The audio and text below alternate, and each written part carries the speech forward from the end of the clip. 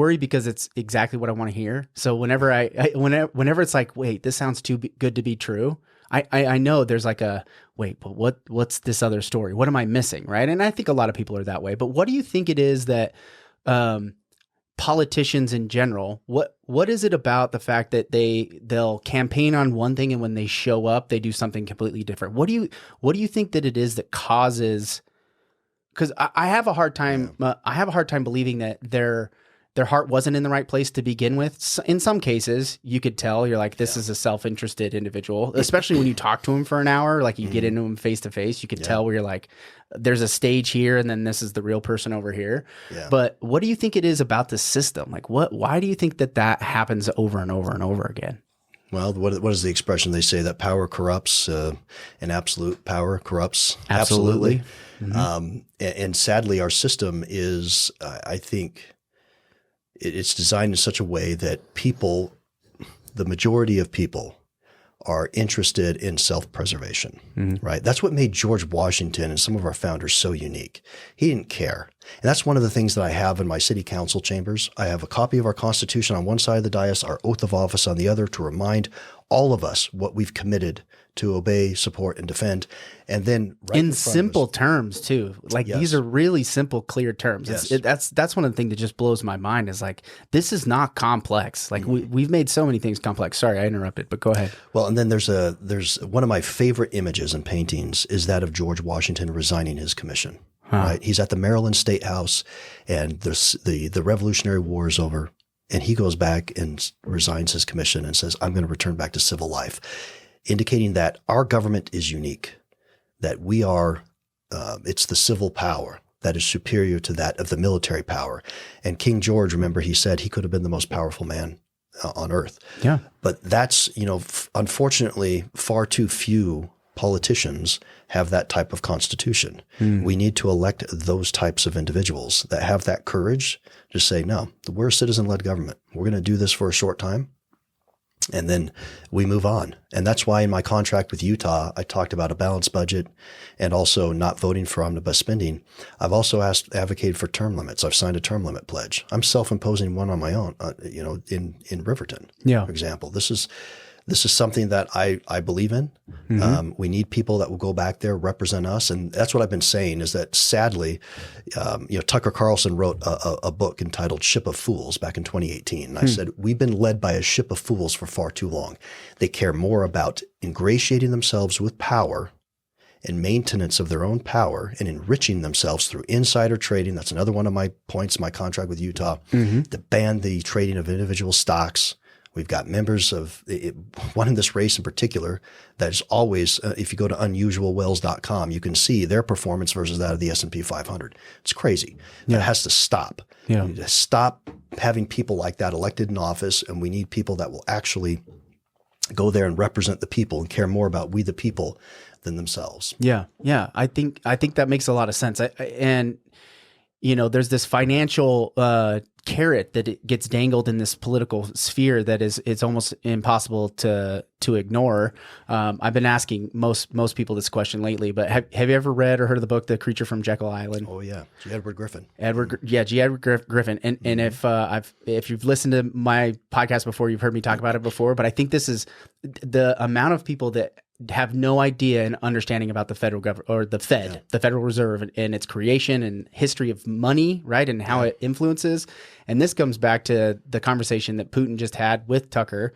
Is that he talks about this, the media and the financial institutions, and how there's a clear line of who's in control, right? And it's weird when somebody from the outside that I don't agree with in so many different ways, that's clearly a man that's self-interested and brutal in so many ways, but he shines this light on like everybody else sees this, but why doesn't the American people see this?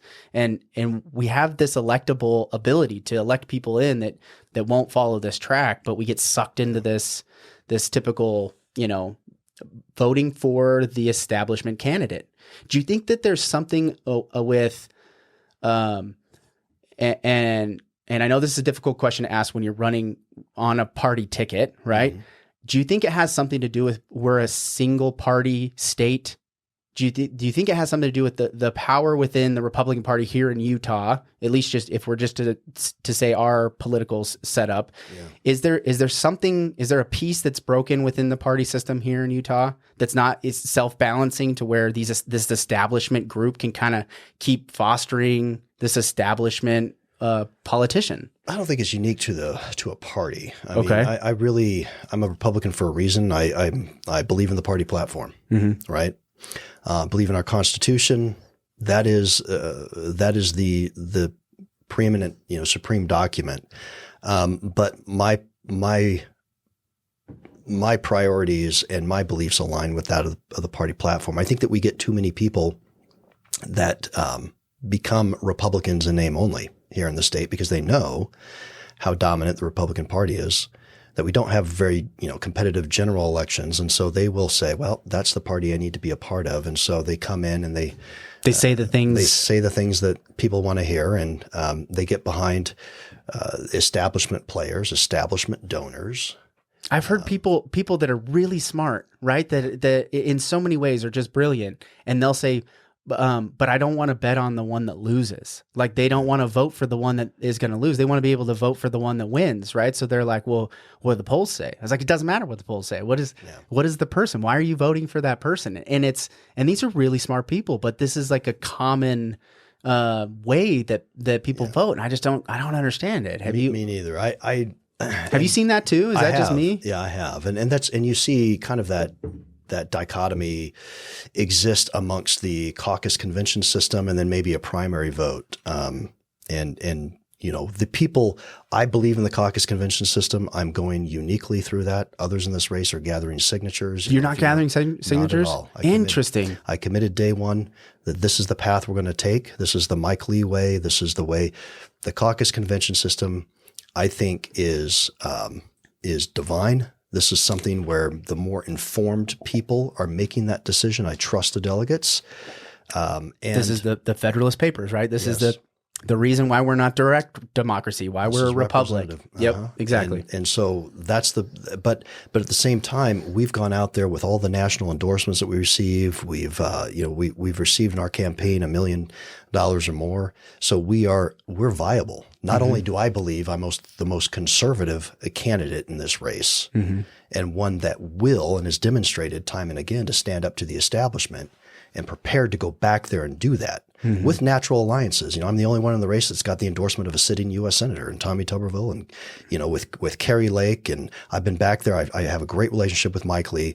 I've met with many other senators, Rand Paul, Eric Schmidt, J.D. Vance, all these folks, Rick Scott, I've had conversations with. So there's a good core group of America First, true conservative senators and senatorial candidates that I'm prepared to go back there and align myself with right away with a President Trump in office and go save this country. Yeah. Right? So not only do I believe I'm the most conservative and the one that's able to do that, but also we have a very, very viable path post-convention. We've got to get on the ballot through the convention.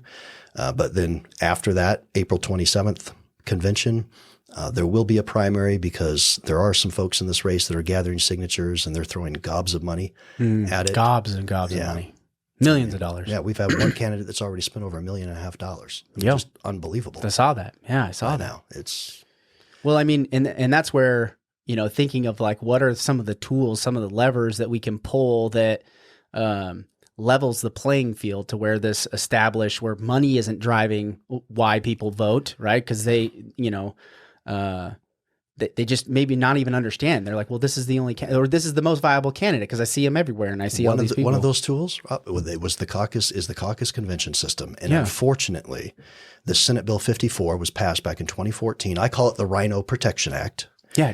And one of the candidates in this race, Brad Wilson, was in the House at that point, supported that piece of legislation.